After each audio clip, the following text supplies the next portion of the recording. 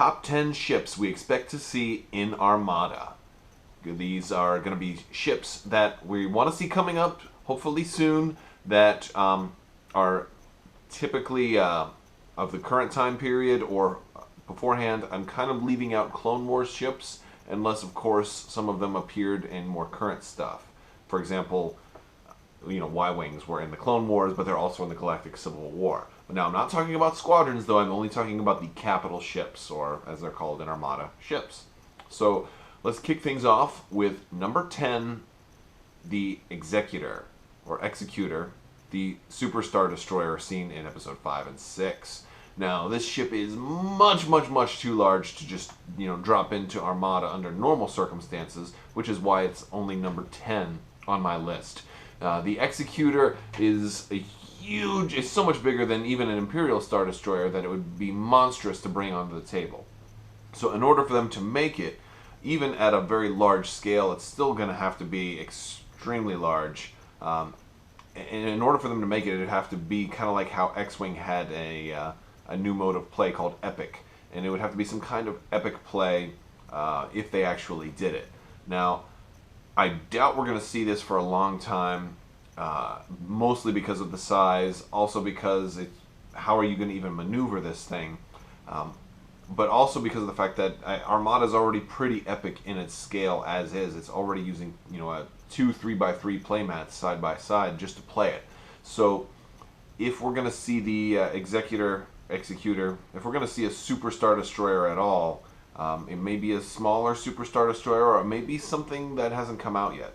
So another thing that's going to allow this to maybe someday hit Armada is if in one of the other Star Wars movies we see a Rebel equivalent. That may be the driving force towards finally putting one of each of these ships into the game in some kind of special way. Not that likely, but it's very notable, it's very recognizable, and it's been asked about for a long time, ever since the game first launched. So that's why it's on the list, but it's so unlikely it's going to make it in at number 10. Number 9, the Dreadnought class heavy cruiser. So Dreadnoughts showed up a lot in the Timothy Zahn Heir to the Empire trilogy. Dreadnoughts would be medium ships, so one thing that I think the game really needs right now, I want to see at least one more medium ship for each faction. Dreadnoughts would be great for this game. For one, they look different. For two, it represents a whole new opportunity to create a ship that both the Empire and Rebels can use. Because, the setting for, if you haven't read Heir to the Empire, I suggest you do, but the idea in this book is that there's a katana fleet, and it's like a lost fleet, and they basically find it, and the Empire gets some, and the Rebels get some, and so they're each using them. It's really cool, and they're not the most powerful ships, but I imagine the idea is that it might be cheap, and it would also be a large ship. So, there's a lot of ways they can take it, and there's so many of them they can make it very customizable. As well as making both Imperial and Rebel versions of the ship. So it could be their first expansion that has, for any of their games right now, any of the miniatures games that have both, Rebel and Imperial cards in the same expansion. It'd be wild. So, Dreadnoughts for number 9. At number 8, we're coming to you with the Assault Frigate Mark I. So this guy has been requested quite a bit from people. And you're thinking, well, it's only number 8 on the list. It's still kind of low, and there's some reasons for that. So it made the list because it's been requested quite a bit. It's one of the more heavily modded ships I see. I've seen a lot of people creating their own Assault Frigate Mark 1s. It would also be a medium ship, and it would probably fill, in some ways, the same role as the Mark II. I'm not sure of all the technical differences between the two ships, but that might be a problem. But another thing that might prevent it from coming in is the fact that it's already an assault frigate, and they might not want to have two different expansions that have almost the same name. So if they did release it, they might have to name it something else. or kind of do how they did the Home 1 expansion and not call it the MC80 box. They might have to pick a title and say this is, and name that expansion after the title instead of the nomenclature for the ship. So that's but because of that, I think that while I do think it may come to the game, I don't think it'll be coming right away. So that's why it's number 8. Number 7, the Ghazan T. So the Ghazan T just recently came out for X-Wing, and if you're not familiar with it, it's showed up quite a bit in Star Wars Rebels. The Ghazan T is an older ship, but it's if you're not familiar with it, it's a carrier. It can carry up to 4 ties, and it would fill a role in the game, too. It would fill a role of being a small ship that also can do very good squadron support. Now, one of the reasons why I'm not sure if we'll see the Ghazan T is because it is just so small. Right now, the smallest ship in the game is kind of a toss-up between the CR-90 and the Imperial Raider. And the Ghazan T is like a quarter the size of a CR-90. Now, it's a sliding scale, and I get that, but it may be just too small to put on a small ship base, which leads me to some conjecture here. The Ghazan T, if it comes to the game, and I think it will, might be something all new. And what I mean by that is be so small it might actually go on a squadron base, but it might have special squadron rules. This isn't that far out of the question here. We've seen, squadrons that have special rules to them, especially with this last expansion of the rogues. So we've seen all kinds of new keywords that can appear on squadrons. The Ghazan T could be a squadron that has a new set of rules that allows it to issue squadron commands. A squadron that can give other squadron commands. What do you think? It may be something like that. I'm just speculating at this point, and the only reason for that is because the Ghazan T might just be too small to put on a small ship base. I might be wrong. Hey, maybe they'll shrink it down and it'll just be a really small ship on the same small ship base. That's fine. I think it would be cooler, however, to do something all new with the Ghazan T when it comes. Number 8. No, I'm sorry. That's number 7. The Ghazan T. So number 6, much like the Ghazan T, the GR-75 is number 6. Now the GR-75, or otherwise known as the Rebel Transport, is the most seen capital ship in the Battle of Endor. They were everywhere. It was also in Episode 5, so it's an absolutely canonized ship, right? One of the problems, and one of the things that might stop us from seeing the GR-75 in this game is the fact that it has no weapons, or very little weapons. However, I think that can, like if you look it up on like Wikipedia or in some of the documentation, it can be outfitted with some light weaponry. But I think, much like the Ghazan T, I think the GR-75 would probably be a support ship, probably giving squadron actions. And because it's similar in size, it's bigger than the Ghazan T, but it's still much smaller than the CR-90. If they do something new with the Ghazan T and make it maybe an advanced squadron, the GR-75 might also be an advanced squadron. So I actually wouldn't mind like a squadron pack that has like 3 Ghazan Ts and 3 GR-75s, and all in one pack. That would be, it would be your squadron support pack or something like that. That could be pretty cool. They'd have to do something else with it, and they'd have to think a little bit more outside the box than just what I'm coming up with, because just a squadron that can issue squadron commands is cool, but it's not that game-breaking because we already have rogues. So it's kind of like you already have a squadron that kind of does its own squadron command, so they would have to issue more than one squadron command. But there's a limit, that's a fine line, because you run the risk of totally breaking, what makes squadrons work if they can be managed themselves. I don't know. I'm just speculating. So the GR-75 is coming in at number 6. Number 5, the Finalizer. Now, I'm going forth into Force Awakens content here. This is the huge new Star Destroyer that we've seen in the Force Awakens previews and in the Force Awakens film. Now, this is a beautiful ship. The Finalizer is, it's huge too. It's actually almost twice the size of an Imperial Star Destroyer. So it could easily, scale down, and just the model can be doesn't have to be a full twice the size of an ISD. I expect it to be a little larger than an ISD though, because it's a sliding scale. You want it to, look nice on the board, but you also don't want it to take up half the board. So I expect it'll come. I expect it will be bigger than the ISD, but still be on a large base. There's no reason to add a whole nother base for that ship. But one of the things I don't expect is that I don't expect it to come right away, because we don't really have much other Force Awakens content. And I don't see them this early just doing a single Force Awakens expansion. Just one ship. I think you need to have more Force Awakens content. And while there were some scum ships briefly shown, they just didn't seem like they would be a good fit for Armada. So right now, the only ship that seems like it would be a good fit for Armada is the Finalizer. So I don't think it has enough support to really warrant being included in a whole additional wave. So coming in at number 4 is the Pelt class frigate. Now, if you haven't watched Star Wars Rebels yet, I suggest you do, but the Pelt class frigate is another inclusion on what might be a Star Wars Rebels based wave. It was the command ship. Looks very similar to a CR-90, but it's bigger and it has a whole lot more fluff going on. The design is a little different, but you can tell it was kind of, made by the same guys who probably made the CR-90s, right?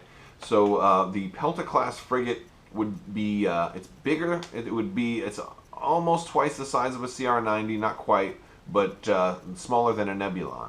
So it would still fall into the category of a small ship, most likely.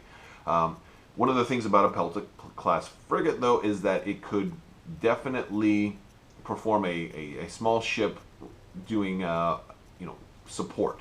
It could be issuing extra commands to other ships. It can serve as that command ship, and I think they would probably make it as an ideal place to put your commander. So maybe a highly defensible small ship. Even though in Rebels it got blown up pretty quickly. But I think the idea of this ship is to be tougher than a CR-90, but probably not as fast, and probably have more crew slots and more upgrades. So the Pelt class frigate comes in at number 4. Number 3, the Arkansans class light cruiser. The Arkansans is one of the Imperial ships we've seen a lot of lately. Now, this is another one of these ships that came, that was around, the design was around in the Clone Wars, but it's really been shown up a lot lately in both the comic books and Star Wars Rebels. The Arkansans is a smaller ship. It has a little bit of the triangular front, so it looks a little bit like a Star Destroyer, but it's not a Star Destroyer. It looks to be a little heavier than the Raider, so it's not built for anti-squadron combat. It's definitely built for, anti-ship combat, but it's smaller. So I expect it would be like a mini version of a Victory Star Destroyer. It would be small, would probably be slow. You might even see it as being a small ship with a max speed of 2, but I expect it to really concentrate on that frontal arc. So it would be interesting seeing a small ship with a frontal arc. I guess it would be like the Imperial equivalent to the Nebulon B that the Rebels have, as far as gameplay balance. So the Arkansans class cruiser in at number 3. So we're getting down to the final 2 here. At number 2, we have the Liberty, the Mon Calamari ship with the wings, otherwise known as the winged MC-80. This is the we see one of these guys in the Battle of Endor, there might have been more than one, but it made its first appearance in the Battle of Endor. It's also been heavily featured in Star Wars Battlefront. You can see a Liberty type MC-80 in several of these Skyline battles. I don't think it's always the same ship because it crashes and burns depending on how we're doing, and it's in multiple planets, so it can't die over and over again. So this is clearly a type of MC-80 that's a variant from the Home One, and that in itself might be a problem, and that's probably why this one isn't in at number 1, and that we already have an MC-80, and the Liberty itself is an MC-80, so it might be something that gets pushed back towards when they do maybe an Aces line or you know, a Heroes of the Rebellion, or, you know, something like that. Some kind of, basically a reprint with an alternate paint scheme like they've done in X-Wing. This would have to be a reprint with an alternate sculpt. So I think if they're going to do an alternate sculpt, it'll be a whole different expansion. And I think it's worthy of it because, at least according to Wikipedia, the Liberty was bigger than the Home One.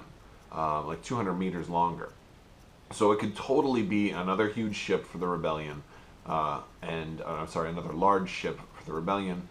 And it's, you know, it's very recognizable, and it's one of the most commonly requested ships to be in the next wave. So number 2, the Liberty. Now we're on to number 1. Before I go to number 1, I just want to say, you know, if I missed anything or if I got anything out of order that you think should have been higher than what I put, feel free to leave it in the comments. Let me know what I either included that you wouldn't have included, what did I say that you don't even want to see, or what did I leave out? Okay. Number 1, the number 1 ship I want to see in this game ASAP is the Interdictor cruiser. So the Interdictor finally made its new canon appearance on Rebels this season. The Interdictor is back, it is canon, and it's awesome. Now, size-wise, this would probably be a medium ship for the Empire, which is great because I want more medium stuff beyond just the Victory. You know, definitely want more medium ships in the game. The Interdictor's claim to fame is this gravity well that it can create. And the idea is that it pulls ships out of hyperspace. Now, some people have said, well, how does a ship that pulls ships out of hyperspace really, you know, really stop, you know, or really work in a game that's fleet on fleet when they're not flying through hyperspace? And my answer for that is quite simple. You see, we've already flown in through hyperspace to meet each other. This ship, this fleet here, and this fleet here aren't like just flying at, you know, cruising speed and then finally bumped into each other. No. At least one of these ships flew into hyperspace to meet the other ship. So the idea, you know, with an Interdictor is that it's somehow giving you a setup advantage or the element of surprise or something before the battle even begun, and that's huge. Imagine if it's, you know, gives you the option to pass when you're deploying ships. Imagine if there's a title that automatically gives you initiative. You know, I mean, and some of these things might be overpowered, so you know the cost would be very important.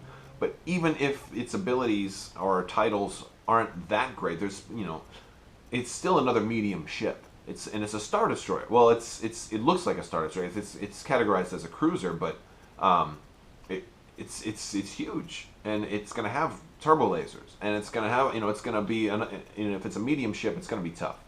So it's another big ship you can put out there, and it's going to have some kind of effect that gives you some kind of advantage in the game beyond just being a ship with guns. So that's cool. It also looks really cool. Definitely one of the cooler looking, you know, triangular Imperial ships that's out there. And it's going to look different enough from your other Star Destroyers that people are going to be like, ooh, is that an Interdictor? Or is that an Immobilizer? Or you know, it's kind of gone through a couple of variants.